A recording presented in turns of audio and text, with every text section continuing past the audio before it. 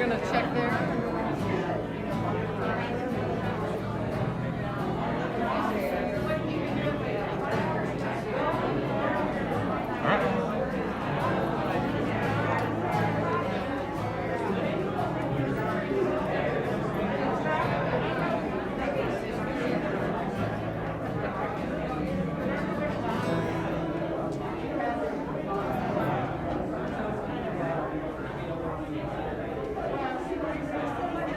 Welcome everybody. If I could get your attention over in this corner of the room. I'd like to welcome you all for coming. I'm so thrilled to see such a fabulous turnout. My name is Lori Amick, and I am the current president of the board of directors here at the Art Museum, and I'm just thrilled to have you all here. We're here for two exciting exhibits, as you probably all will know, but the exhibit in this room is called Art All Day, Every Day, a retrospective of Jim Ferringer's work. And in the other room, we have Sown Together by Andrea Klutzke. And first, I want to thank all of our supporters that make this museum keep our doors open. We have our community supporters, First Source Bank, Keystone Architecture. This year, we have some special supporters celebrating the life of Ron Raleigh and celebrating the life of Fred Spooth. And we also have support from Bob and Patty Truitt. So without their support, we wouldn't be able to keep this fabulous facility running, and so I want to thank them for all they do. And this is a transitional time for us, and I have Kendall Smith standing over there. As you guys know, Kendall's been our director for about 15 years. He's moving into a new phase of his life here serving the museum, and he'll be working as our campaign feasibility manager, looking at what it's going to take to raise enough money so that we can build that dream of a museum on the banks of the Wabash. In the meantime, since he stepped into that role, we have a new interim director here at the museum. And Lynn, you want to come on up and just say, so everybody can see her wonderful smeg face. This is Lynn DeFabio, and Lynn's just stepped into the role of interim director here at the museum. It's been a week and a couple days. Yes. So you want to say? Order counterclockwise as you come into the door. It starts in the 1980s and goes around to 2018, which is the year that he passed away. Sue, would you like to say anything? I could say a couple things, sure. Sure. Yeah. If you're ready. Yes, absolutely. So Jim Ferringer's wife, Sue, my new friend. Yes. We've got to know each other. Yes, you have. And I'm not much of a public speaker, or any sort of a public speaker, truthfully. But I come on, my glassing on this. Close enough? Okay, there we go. I really appreciate y'all coming. Jim would be thrilled. And if you'll permit me, I'm going to just read a couple things. I want to thank the Art Museum for the opportunity to share Jim's lifetime work with the greater Lafayette community. High praise and thanks are especially due to Andrea. Her contributions as curator have been incredible, long hours, perhaps I should say days, going through Jim's work, listening to me talk about him nonstop. Her critical eye, picking out the pieces from his just vast collection of work, and the skills to display it so beautifully. Just every expectation, hope I have, she's equaled. Jim's art was about telling stories or capturing a moment. He loved to create an imaginary setting that you can visit, either in the 3D work or in an environment in one of his 2D works. The collages back there were, him trying to create a fantastical place to go. And from that, our home became a real life example. He filled it with his collection of beautiful, eclectic, found objects. And from that, it led to a job working with Kathy Davis, who's over there in the corner.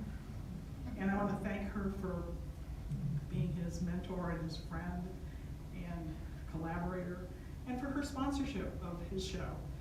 So generous. I also want to thank Janie Bauer and Ellen Burns for the fabulous work on the framing. Art of framing, you can't go wrong. Little commercial. I'll kickback later. And then last but certainly not least, I want to thank all my friends and family for supporting me, you know, when I was losing it and helping me schlep the work here. These boxes are constructions, are really heavy, as Pat and Bobby can attest to. So the art gang, I know they're here and there, the weekly group that started with Jim, with Jim as a member, and then they very kindly adopted me after he died. My sister Sandy is over there, my daughter Morgan, our daughter Morgan's there, and Pat and Bobby, my adopted family, and Jim and my adopted family. So thank you all very much for your help and support and love, and thank you all for coming, and thank you to the Art Museum again.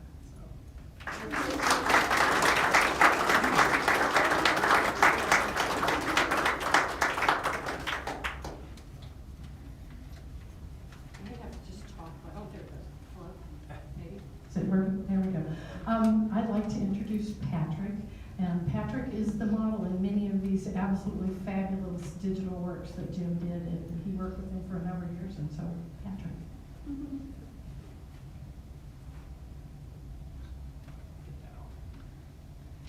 Thank you.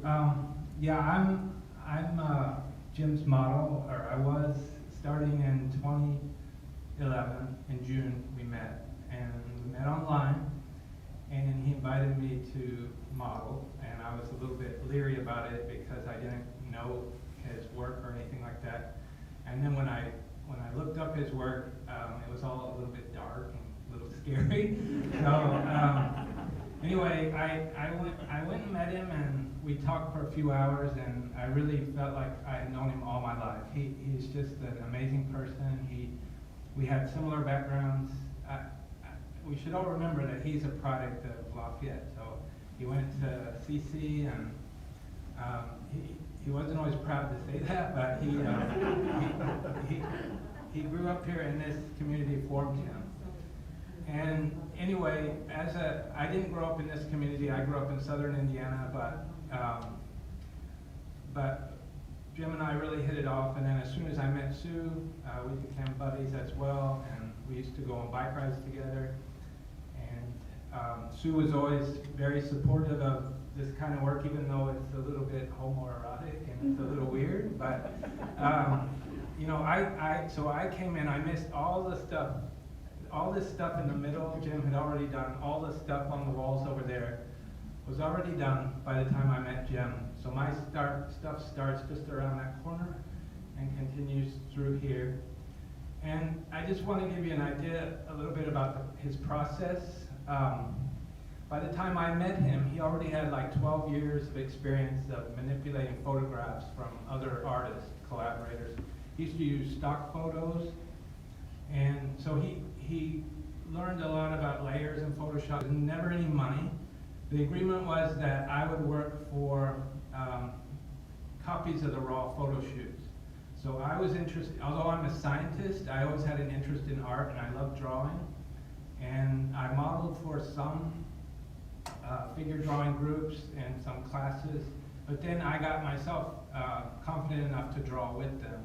And as this kind of happened to me, I stopped modeling, but I still have. I mean, Jim and I shot, I swear, over like 25,000 frames, and that was done over several years, mostly in the early years. I think I last modeled for him in 2016, but even then he would continue to dig out the old photos and do things with them. So the progression is really nice here, how they did it, because you can see on that wall, it's very figurative, very representational, and that's the kind of stuff I wanted. And in fact, when I modeled for him, we would put a mirror behind him so I could see, and I said, I'm going to model in ways that things I want to draw. So we used we used that, and I think just really to please me. Even though I read his statement in the beginning, he says he hates pretty pictures. But these are, to me, you know, this is what I loved, and I have a record of what, you know, my beauty years there. But as you can see, as we go around, it starts to get less and less representational, a little weird. The diptych here on this back wall, we used a lot of tricks like ropes that he would then Photoshop out. So the way I'm able to make those poses is I'm holding a rope. But even so. Don't tell them the secret. Ancient Chinese secret. Anyway, we did some cool ones too, and this was Bobby's idea. Bobby, my husband, is standing over there. But where Jim would stand up on a pedestal, like something this high, and I would lay on the floor and pose. And we got it from Bobby got the idea from watching Whose Line Is It Anyway, Drew Carey's show. Because I don't know if you remember, if any of you ever remember in that show, they used to lay on the floor and do little scenes and stuff, and I had that. So it was really a cool effect, and I have some on my phone if you want to see them. But anyway, we just love those.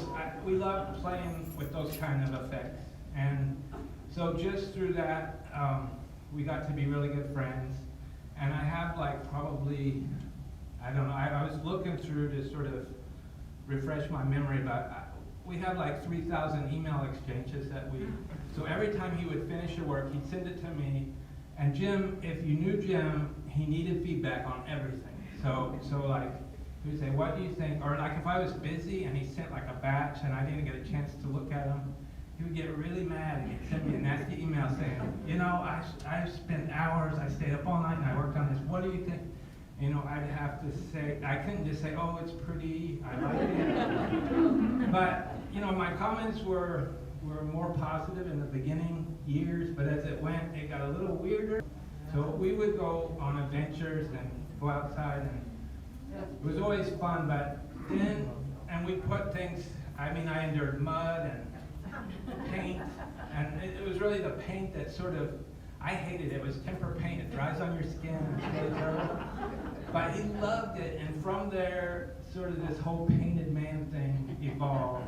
And this is about the time where I sort of stepped back from the modeling, and I said, you need to get younger guys coming. And so eventually he found them, even though he said in Indiana it's impossible. But he did get several. I recognize Andy there, and Devin, and Derek, and some of them. I even helped coach some of the ones that would just, they didn't know how to pose. And so, to help them be a bit more dynamic.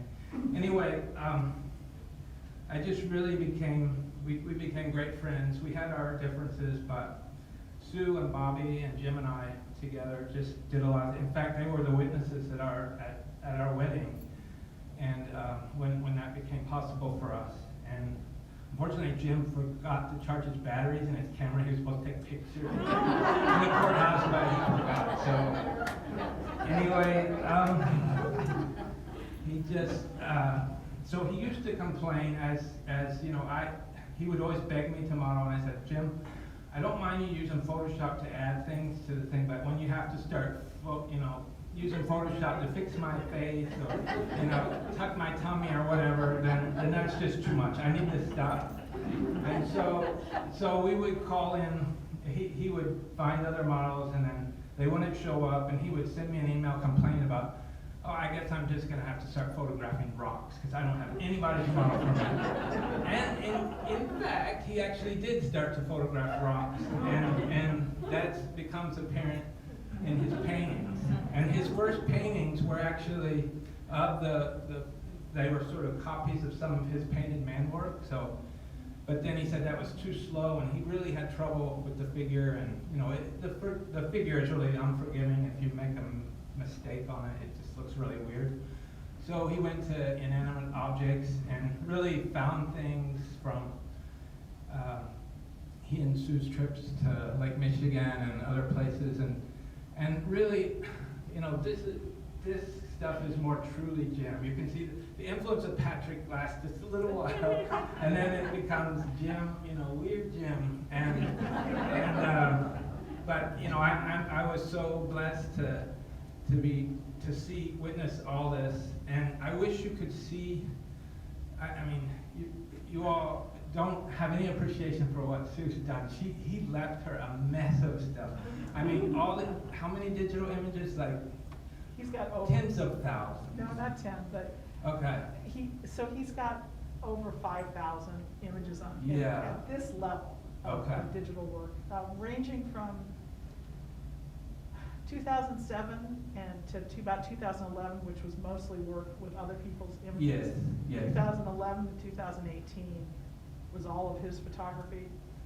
And then, as Patrick was saying, it did get dark. It got very dark. It got very focused on the church. There's not really Yeah, too many the things here. Catholicity, He which was- I refuse to have any part of. Yeah. But he needed, and the political situation Yeah. starting in 2016 was very bad for him. Yeah. And he needed something that would uplift him. And that's when he turned to the abstract painting. And really, the abstract painting is sort of a return to what he had done early on. And Yeah, yeah. so that's where he was at. And he would still do some stuff on digital, but it was more just doodling. And Right. who knows what Yeah, it even is. even to the end, he would still send me some images from years ago that Yeah. he doctored up. He lost his hard drive at one point. Oh. And Yeah. he He was was terrible. he With was an computers. artist, such an artist, and I'm a designer, and we would sort of make each other nuts, but Yeah. when we had, and I have some computer background, and when I tried to restore his photographic archive, which he luckily had backed up, it wouldn't load, and I was just panicked. But we left it overnight, it finally loaded overnight, and when I looked at it, I believe there were 75,000 images in his iPhoto library. Yeah. And, yeah, so that's Jim. Yeah, we had, and there is a chat, which I'll give to you. I won't read it to you all, but it is like quintessential Jim, where it really talks about how, he even says that that he's gonna, I said, well, you're not very well organized. He said, that's up to my archivist when I die. And so, anyway, so at least the digital work is on a computer, but the volume of those big canvases, I mean, that fills easily this whole space if they were just lined up here on the ground. So he was so, just so prolific. Anyway, I always feel like he approached his work, with the seriousness that we had as children when we played. It was, and really to model for him and to work with him and to see that was really like playing. I mean, we had so much fun, and he was so blessed to have such a supportive wife who led him to do all this stuff, and we're the beneficiaries. So please enjoy it. Thank you.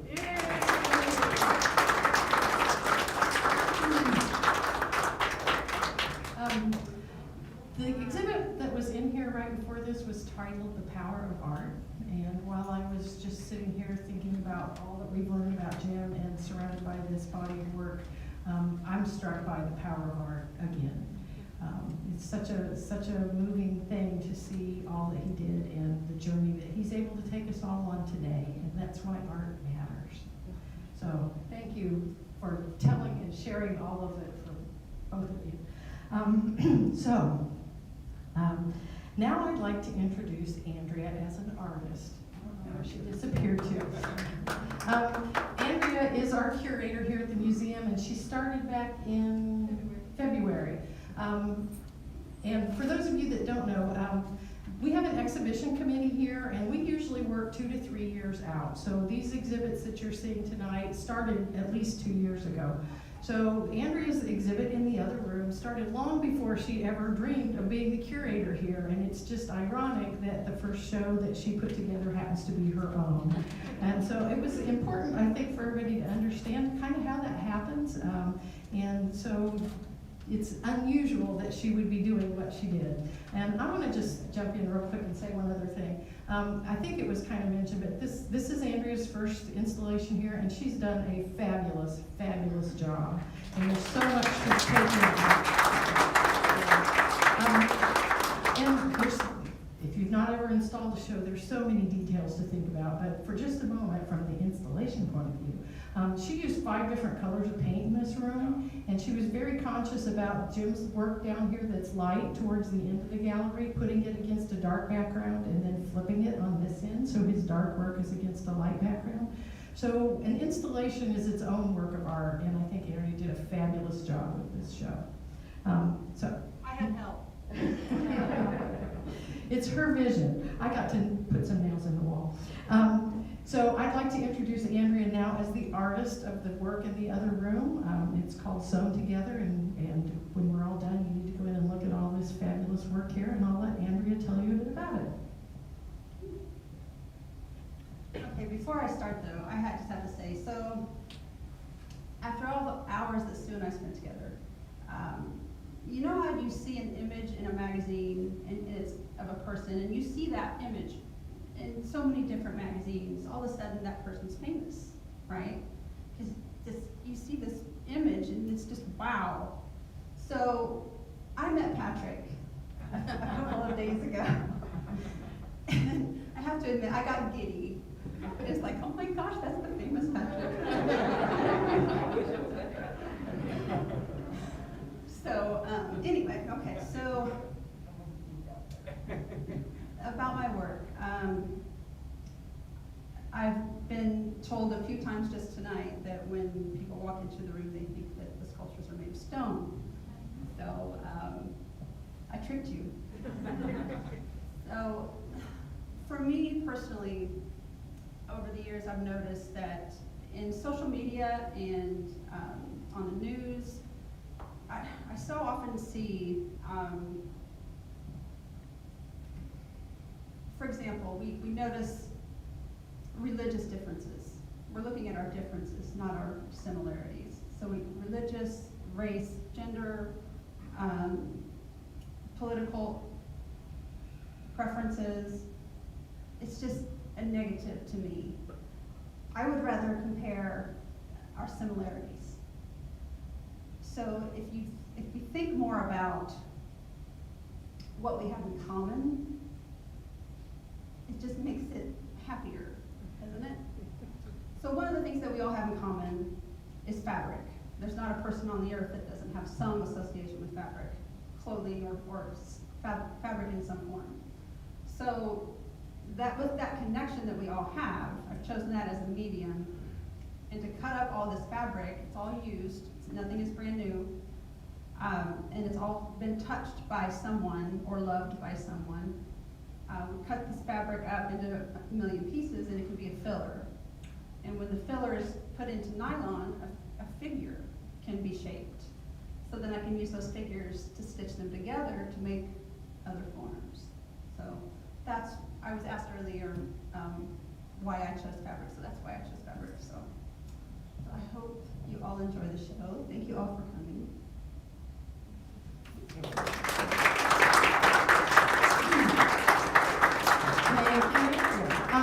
Just the public service announcement. The museum is open every day, 7 days a week from 11 to 4. So please come back when you can spend some time alone in here and experience the art on a one-to-one basis, and encourage your friends to come as well. And one last plug, the Art Museum is always working to try to raise funds, and for the month of December, we have a donor that's going to match any donations that are made one-to-one, up to $20,000. So if you've ever been inclined to give us even $10, if you give us 10, we get 20. And so there's envelopes downstairs on your way out if you want to pick one of those up, and you can also donate online. Anything that comes in December, we get that match. So please, if you've thought about it, this would be a good time. Thank you all for coming, and have a wonderful evening.